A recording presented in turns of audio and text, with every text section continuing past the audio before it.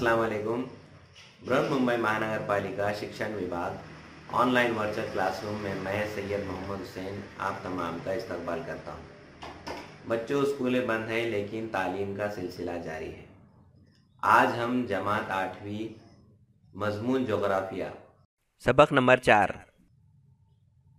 इसका मुतालिया करने जा रहे हैं। तो आइए शुरू करते हैं। जमात 8वीं मजमून जोग्राफिया सबक नंबर 4 समंदरी फर्श की बनावट। समंदरी फर्श की बनावट। आइए बच्चों, इस सबक को समझने से पहले चंद अहम नुकात के बारे में हम जान लेते हैं। सबसे पहला सवाल हमें ये पैदा होता है कि समंदरी फर्श की बनावट किसे कहते हैं। आइए जानते हैं। ज़ेरे आब ज़मीन की बनावट को समंदरी फर्श की बनावट कहते हैं। ज़ेरे आब का मतलब होता है जो ज़मीन का हिस्सा समंदर के नीचे है, उसे हम ज़ेरे आब कहते हैं, और ये जो बनावट कहलाती है इसे समंदरी फर्श की बनावट कहते हैं। गहराई और ज़मीन की हैयत के मुताबिक समंदरी फर्श की बनावट की मुख्तलिफ समंदरी ज़मीनी शक्लों की दर्जाबंदी की जाती है। हम देखते हैं अक्सर, अगर हम डिस्कवरी चैनल वगैरह देखेंगे जहाँ पर हमको समंदर के अंदर की चीज़ें जब दिखाई देती हैं, जैसा आपको ये शक्ल में दिखाया जा रहा है, कहीं पे जो है ढलान है, कहीं पे गहराई है। तो ये जो समंदर के अंदर की बनावट होती है इसकी शक्लें मुख्तलिफ होती हैं। इस लिहाज से इसकी कुछ दर्जाबंदी की गई है, इनको अलग अलग कैटेगरीज में बांटा गया है। जैसे समंदरी शक्लें जो होती हैं उनमें ये तमाम चीज़ें शामिल हैं। सबसे पहले बर्र-ए-आज़मी तख्ता, बर्र-ए-आज़मी ढलान, समंदरी मैदान, समंदरी पहाड़ी सिलसिला, समंदरी सतह मुर्तफ़ा, समंदरी खाई, समंदरी खंदक। ये तमाम चीज़ें जो है समंदरी शक्ल, जो ज़मीन के अंदर समंदरी ज़मीन की शक्लें पाई जाती हैं। तो आइए बच्चों, एक एक करके समझने की कोशिश करते हैं। बर्र-ए-आज़मी तख्ता से क्या मुराद है, किसे कहते हैं।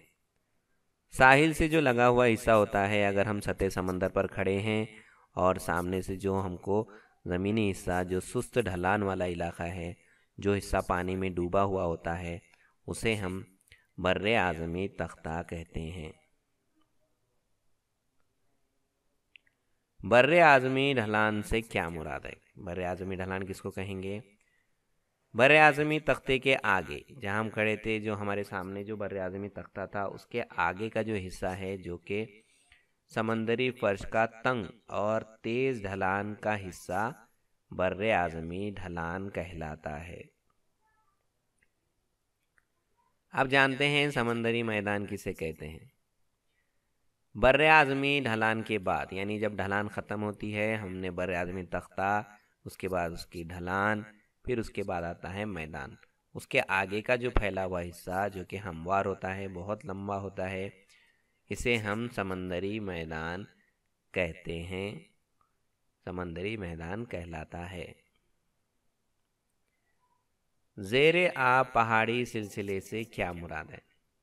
देखो बच्चों, हमने भी जाना ज़ेरे आब यानी पानी के नीचे वाला हिस्सा। समंदरी मैदान के तकरीबन दरमियानी हिस्से में, जो बीच का समंदर का हिस्सा है, वहाँ पर हज़ारों किलोमीटर लंबे, सैकड़ों किलोमीटर चौड़े और 1000 से 2000 मीटर ऊंचाई वाले समंदर में डूबे हिस्से को हम बर्र-ए-आज़मी पहाड़ी सिलसिला कहते हैं। समंदरी जजीरा किसे कहेंगे। ज़ेरे आब पहाड़ी सिलसिले की चोटियाँ बाज़ मुकामात पर सतह समंदर के ऊपर आ जाती हैं।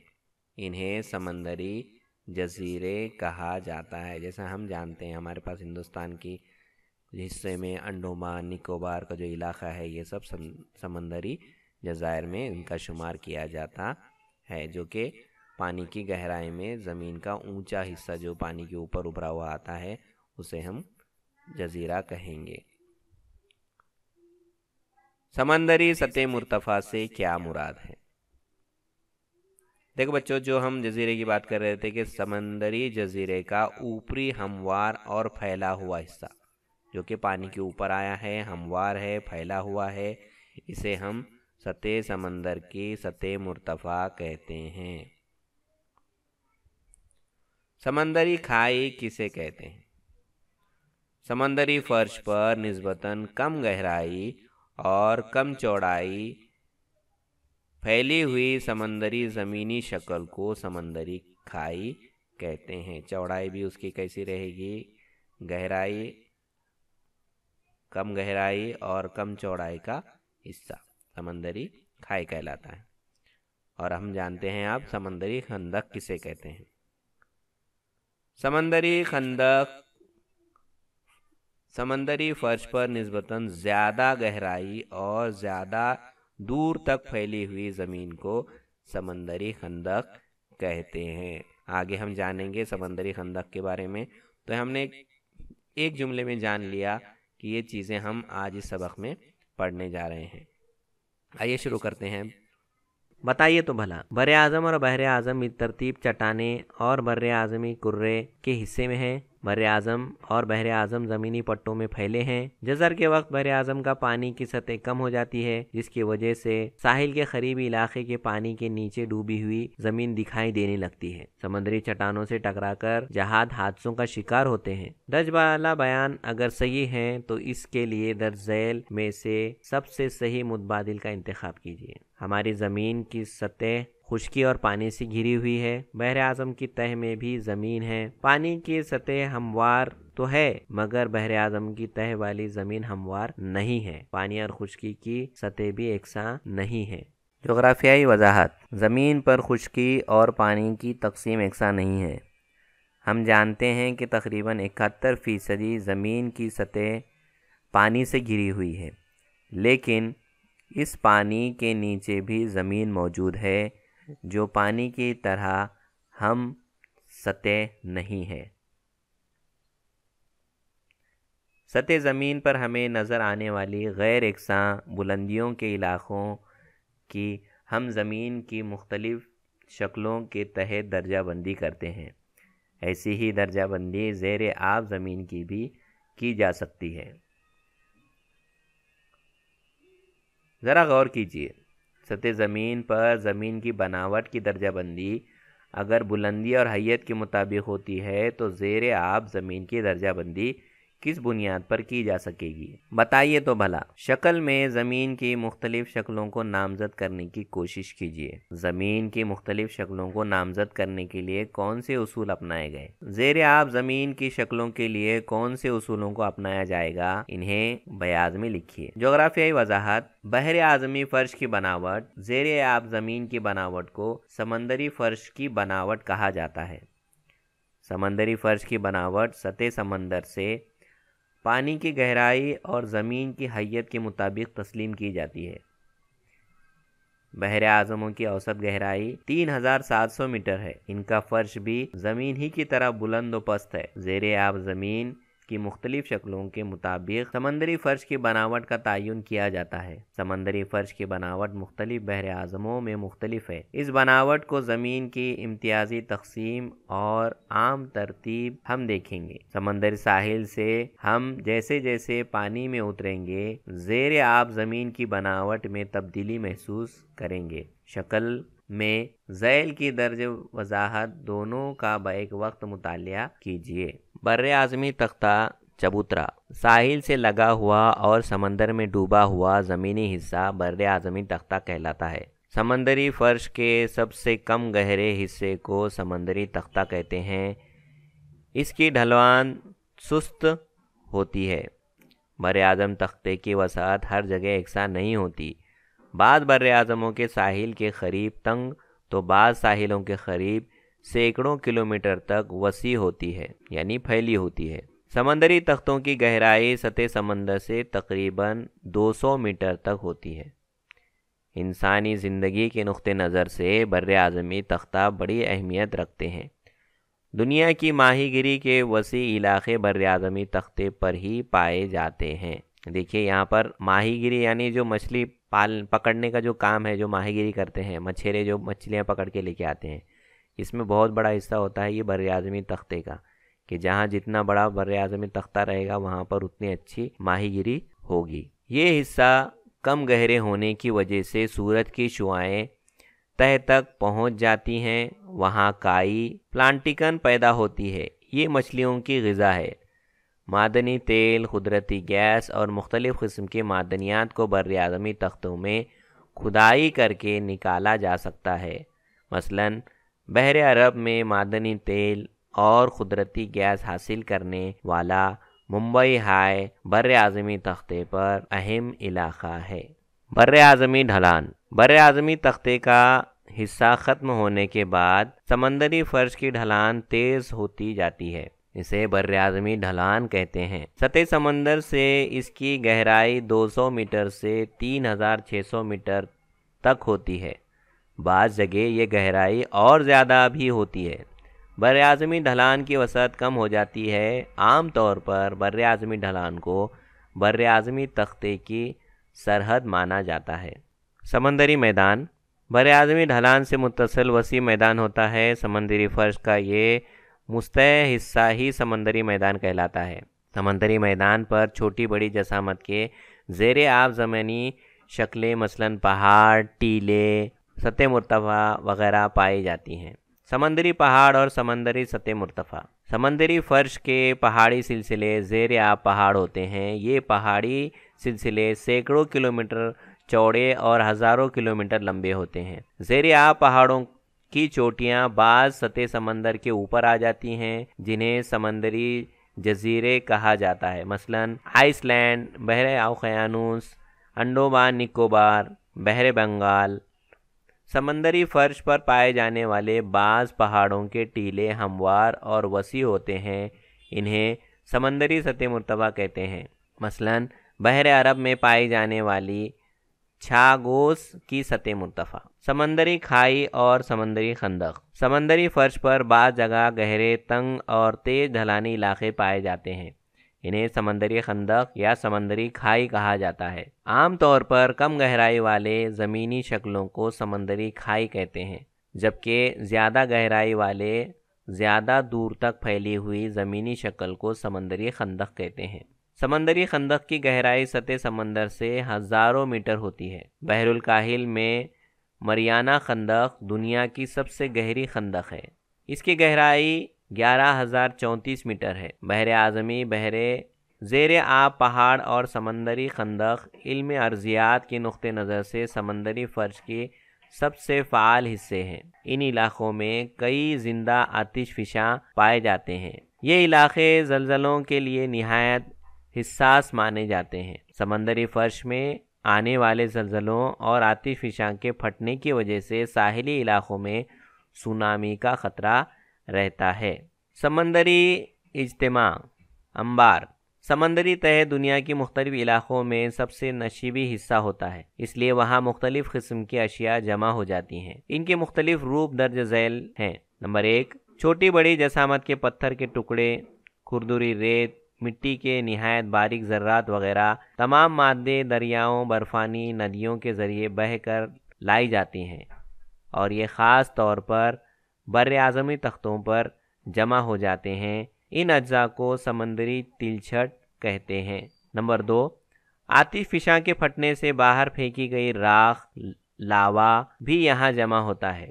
نہایت گہرائی والے بالخصوص سمندری میدان میں نہایت باریک مٹی کے ذرات بڑے پیمانے پر جمع ہو جاتے ہیں، ان میں سمندری حیوانات اور نباتات کی بقیات ملے ہوتے ہیں۔ یہ تمام مادے نہایت باریک ذرات پر مشتمل ہوتے ہیں اور وہ نرم کیچڑ کی شکل میں ہوتے ہیں۔ اس میں سمندری حیوانات اور نباتات کے بقیات کا تناسب 30% ہوتا ہے۔ اس نرم کیچڑ کو سمندری رسوب گاد کہتے ہیں۔ نمبر 3، ان کے علاوہ انسان کی تیار کردہ اشیاء بھی اجتماع سمندر میں ہوتا ہے۔ ان میں شہروں کا آلودہ پانی، ٹھوس کچرا، تابکار اشیاء، بیکار کیمیائی اشیاء، پلاسٹک وغیرہ کی وجہ سے آبی کرے کی آلودگی کا خطرہ لاحق ہوتا ہے۔ یہ چیزیں سمندری حیوانات اور وہاں کے ماحول کے لیے نہایت مضر ثابت ہوتی ہیں۔ ان اشیاء میں مضر چیزوں کا تناسب گرچہ کم ہے مگر اس میں ہونے والے نقصانات بہت زیادہ ہیں۔ سمندری زندگی کے مختلف روپ سمجھنے کے لیے نیز سمندری فرش پر پائی جانے والی معدنیات کی معلومات حاصل کرنے کے لیے سمندری تلچھٹ اور رسوب نہایت اہمیت کے حامل ہوتے ہیں۔ ایک دوسرے پر تہہ در تہہ جمع ہونے اور سمندری پانی کے دباؤ کی وجہ سے اسے ذخیرے سے تہہ دار چٹانیں وجود میں آتی ہیں۔ اسے ہمیشہ ذہن میں رکھیے، سطح سمندر کسی بھی مقام کی اونچائی اور گہرائی اس کے مقام کے سطح سمندر سے ناپی جاتی ہے۔ سطح سمندر سے مد کی زیادہ سے زیادہ سطح اور جزر کی سطح کا فرق کا اوسط نکال کر سمندر کی سطح طے کی جاتی ہے۔ اوسط نکالی گئی اس بلندی کو صفر مان کر اس سے زیادہ بلند یا کم گہرا بلندی کے مقام مثبت یا منفی قیمت میں بیان کیے جاتے ہیں۔ مثلاً ماؤنٹ ایوریسٹ 8,848 میٹر جبکہ مریانہ خندق 11,034 میٹر۔ بھارت کی زمینی سروے کے لیے چنئی کے سطح سمندر کی اوسط بلندی کو صفر مان کر بھارت کے تمام علاقوں کی بلندی کے لیے اسے ہی سطح سمندر کی بلندی تسلیم کیا گیا ہے۔ شکل کا مشاہدہ کیجیے بچوں، اس کو اگر ہم کو آسانی سے اگر دیکھنا ہے سطح سمندر کی بلندی ہمارے شہر کی کیا ہے، تو ہمارے جو گاؤں کا ریلوے اسٹیشن ہوتا ہے وہاں پر ایک پیلے رنگ کا بورڈ لگا ہوتا ہے۔ جیسا اگر میرے گاؤں کا نام ہے، جیسا اگر ہم ممبئی سی ایس ٹی پر ہیں یا ہم دادر پہ ہیں، تو ایک پیلے رنگ کا ایک پلیٹ فارم کے اوپر لگا ہوا رہے گا دادر، اور اس کے نیچے اس کی ہائٹ لکھی ہوئی رہیں گی کہ ہم سطح سمندر سے کتنی بلندی پر ہیں۔ تو یہ صفر جو مانا جا رہا ہے یہ کہاں سے مانا جا رہا ہے؟ چنئی کا جو ہمارا سطح سمندر کی بلندی جو مانی جاتی ہے وہ چنئی سے مانی جاتی ہے۔ تو اس کو اگر آپ جائیں گے تو اس کو مشاہدہ کیجئے، دیکھنے کی کوشش کیجئے، اپنے استاد کے ذریعے اس کو معلوم کیجئے۔ اسے ذہن میں رکھیے، سمندر اور بر اعظموں میں سطح زمین سے آنے والی بہت ساری اشیاء کا انبار ہوتا رہتا ہے۔ یہ انبار قدرتی رسوب اور تلچھٹ کی صورت میں ہوتا ہے۔ نیز انسان اپنی غیر ضروری اشیاء کو بھی سمندر میں بہا دیتا ہے۔ ان وجود سے سمندری تہہ اور سمندر کا پانی آلودہ ہو جانے کا خطرہ ہے۔ سمندری حیوانات کے لیے مضر ہوتا ہے۔ دیکھیے بچوں، جب ہم کوئی بھی چیز جو ہے سمندر کے اندر پھینک دیتے ہیں یا ہمارے گٹر میں ڈالتے ہیں یا ہماری ندی میں ڈالتے ہیں تو اس سے کیا ہوتا ہے؟ پانی آلودہ ہوتا ہے، اور سمندر کے اندر جو رہنے والے حیوانات ہیں، جاندار ہیں، ان کو ہماری وجہ سے نقصان ہو سکتا ہے۔ زمین پر بسنے والے جانداروں سے زیادہ مختلف قسم کے جاندار سمندر میں رہتے ہیں۔ ہمیں اس کا خیال رکھنا چاہیے۔ جتنے جاندار زمین کے اوپر رہتے ہیں اس سے زیادہ کئی جاندار جو ہے سمندر کے اندر رہتے ہیں، تو ہم کو ان کا خیال رکھنا چاہیے۔ آئیے دماغ پر زور دیں، اس کو اپنے استاد، اپنے والدین کی مدد سے سمجھنے کی کوشش کیجیے بچوں۔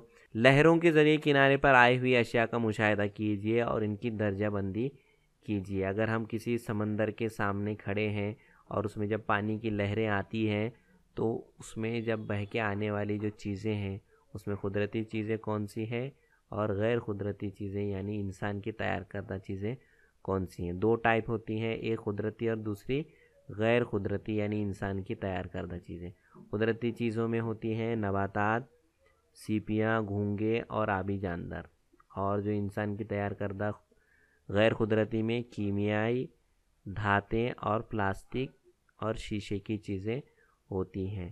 منزل میں کچھ سوالات دیے ہوئے ہیں، ان سوالوں کے جوابات آئیے ان سوالوں کی جواب دینے کی کوشش کرتے ہیں۔ پہلا سوال ہے، ان میں سے کون سی اشیاء ختم ہو جانے والی ہے؟ تو بچوں، ہم نے ابھی جانا تھا کہ ان میں جو قدرتی اشیاء ہیں، نباتات، سیپیاں جو کہ سمندر میں پائے جاتے ہیں، گھونگے اور آبی جاندار ختم ہونے والے ہیں۔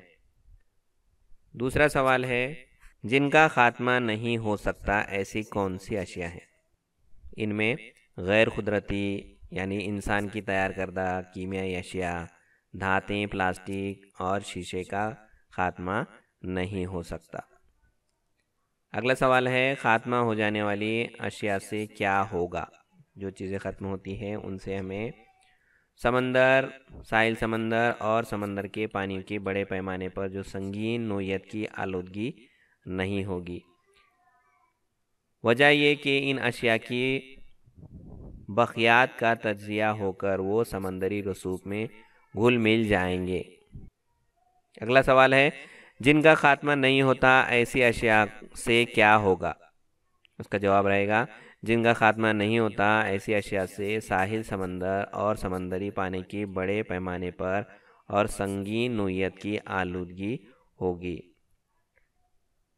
اگلا سوال ہے، ختم نہ ہونے والی اشیاء کنارے پر جمع نہ ہوں، اس کے لیے کوئی تدبیر بتائیے۔ بچوں، اپنے استاد اور والدین کی مدد سے اس سوال کا جواب آپ کو تلاش کرنا ہے کہ اگر ہم بقیات سمندر کے کنارے جو جمع ہوتے ہیں، ہم دیکھتے ہیں اکثر کہ سمندر کے کنارے بہت سارا کچرا جمع ہوتا ہے، تو اس کے لیے ہمیں خود سے کوشش کرنی چاہیے، انسان اپنی غلطی کو یہاں پہ خود سدھارے۔ اگلا سوال ہے، ماحول کی آلودگی سے بچنے کی خاطر ساحلوں کو صاف ستھرا رکھنے کی مہم کو آپ کس طرح روب عمل لائیں گے؟ کس طرح عمل میں لائیں گے؟ اس کے لیے آپ اپنی ٹیچر کی مدد سے کوئی سرگرمی تیار کیجیے، والدین کی مدد سے حل کیجیے۔ کیا آپ جانتے ہیں سمندری فرش کی بناوٹ کا مطالعہ کرتے وقت سمندری فرش کی عمر ذہن میں رکھنی چاہیے۔ چٹانوں پر جمی ہوئی تلچھٹ کا تجزیہ کرنے کے بعد ماہرین اس نتیجے پر پہنچے ہیں کہ کسی بھی سمندر کی تلچھٹ 20 کروڑ برس سے زیادہ قدیم نہیں ہے۔ یہ ثابت ہو چکا ہے کہ بر اعظموں کی چٹانوں کی عمر زیادہ سے زیادہ 320 کروڑ برس ہے۔ پھر سمندری فرش پر 20 کروڑ برس کی جمع ہوئی قدیم تلچھٹ کہاں گئی؟ اس قسم کے سوال ماہرین کو پریشان کرنے لگے، اس لیے انہوں نے تلچھٹ کے ساتھ ان چٹانوں کا بھی مطالعہ کیا۔ اس مطالعے سے وہ اس نتیجے پر پہنچے ہیں کہ سمندری فرش کی چٹانیں بھی 20 کروڑ برس سے زیادہ قدیم نہیں۔ کسی بھی سمندر کا فرش سطح زمین کی چٹانوں سے بہت کم عمر ہے، یہ اندازہ لگایا گیا جسے سبھی نے تسلیم کر لیا۔ اس تحقیق کا استعمال کے بعد میں زمینی تہوں کا اتصال کا تصور کے مطالعے میں ہوتا ہے۔ یہ سبق یہیں پہ ختم ہوتا ہے۔ آپ کو ہماری ویڈیو کیسی لگتی ہے اس کے بارے میں ضرور کمنٹ کریں۔ آئندہ نئے سبق کے ساتھ پھر سے ملیں گے۔ Thank you. ہاں تو بچوں، آج ہم نے سبق نمبر 9 سمندری فرش کی بناوٹ سبق کا مطالعہ کیا۔ امید ہے یہ سبق آپ کے سمجھ میں آ گیا ہو۔ اگلے پیریڈ میں ایک نئے سبق کے ساتھ پھر ملاقات ہوگی۔ مجھے دیجیے اجازت۔ اللہ حافظ۔